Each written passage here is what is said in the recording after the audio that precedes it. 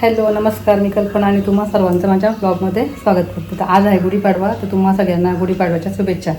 तर आता ह्या रिसर शुभेच्छा म्हणजे जास्तीत जास्त तुम्हाला मी 3 वाजता देते, कारण सकाळपासून म्हणजे कामांची गडबड म्हणजे बाजारातून जाण्यापासून तर सगळं पुरणपोळी बनवण्यापासून तर स्वयंपाक बनवण्यापासून घरा भरण्यापासून तर गुढी उभारण्यापासून अशी म्हणजे दगदग चालू होती. आणि आज मी बनवल्या तेळपोळ्या. तर पहिल्यांदा ट्राय केलं आहे, म्हणजे मागे पण एकदा केलेलं, एकदाच करून बघितलं, परत दिवसानंतर आता परत दुसऱ्यांदी. तर अगोदर काही बनल्या नाही, पण नंतर बऱ्यापैकी बनल्या. आणि आत्ता तुम्हाला दाखवते का ती पोळ्या माझ्या कशा बनल्यात त्या. आणि हे बघा, नंतर शेवटची पोळी इतकी अशी मोठी बनवता आली मला. आणि इकडे आहेत ह्या म्हणजे बनले 1 2 3 4 5 6 7 8 अगोदरच्या 8 बनलेल्या.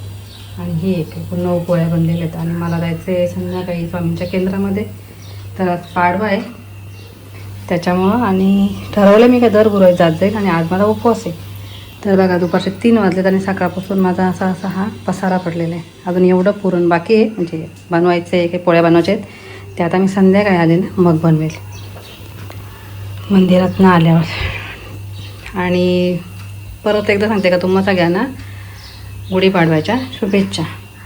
तर माझा खूपच मात्र पसारा राहतो कामं करता करता. तुमचा राहतो का? आणि काम करताना पसारा असतोच.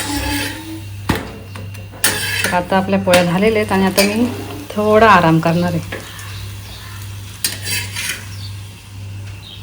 अशी. तर पलटायला पण छान पडते तेलपोळी, म्हणजे बरी वाटली आणि माझ्या मुलीला मात्र खूप आवडली. चला मग आता परत तुम्हाला ब्लॉग कंटिन्यू करते. आणि ह्या बघा, आपल्या ह्या पुरणपोळ्या अशा मस्तपैकी बनलेल्या आहेत. पहिल्यांदा जरा वेगळ्या बनल्या, म्हणजे जरा वाकड्या, थोड्याशा अशा गोल नाही बनल्या, पण नंतर शेवटची पुरणपोळी मात्र चांगली बनली. तर समजा जर कोणाला पुरणपोळी करायला तर जमत नसेल तर घाबरायचं नाही, रेसिपी बघायची. आता यूट्यूबवर सगळंच बघायला मिळतं आणि एकदा थोडं ट्राय करून बघायचं. म्हणजे मला जमल्या म्हणजे तुम्हाला नक्कीच जमतील अशा. तर आमच्याकडे ना पुरण कधी असं शिजवून नाही घेत, कच्चाच पुरणपोळ्याच्या करता. पण आता मी पुरण आहे ना थोडं शिजवून घेतलेलं, मुलीला थोडं कमी गोड लागलेलं, त्याच्यामुळं मी परत त्याने साखर टाकली आणि परत शिजवून घेतलं, त्याच्यामुळे छान झाली तशी ती बोलते.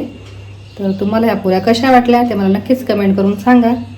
आणि तो व्हिडिओ मी पुढे तुम्हाला दाखवलेच मी त्या कशा खरं प्रकारे बनवल्या त्या. चला तर मग बाय बाय.